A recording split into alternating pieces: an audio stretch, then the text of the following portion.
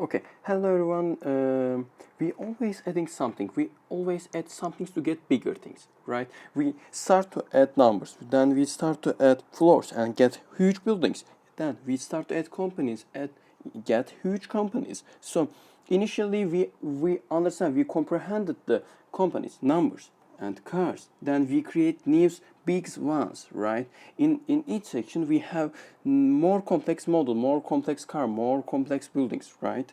So adding process give us a big things, right? But to understand them, basically we have a base things, right? Sometimes its base things is a initial, a first car, right? Then we comprehend, we get further with this first car, with our technology, with our engineering knowledge. Then we get complex things. First, remember the first building, right? Now we get 55 floors building in the world. Then to understand them, we comprehend the smallest things. But these times we get the very small. We get, and we represent in math this dx is infinitesimally small scale. By the way, dx is infinitesimally small part or section of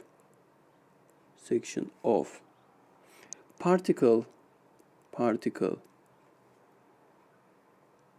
x, right? This is really important. Let's read the definition of dx: infinitesimally small part or section of particle x. Really important. So we have to think really small. Even you imagine the smallest things, even smaller than that, right? So let's give a concrete example. I assume I have such a things, and they ask me to find. Wait a minute. Let's redraw again. And they ask me to find the whole length of this. Let's presume. This is the starting point of this. This is the ending point of this, right?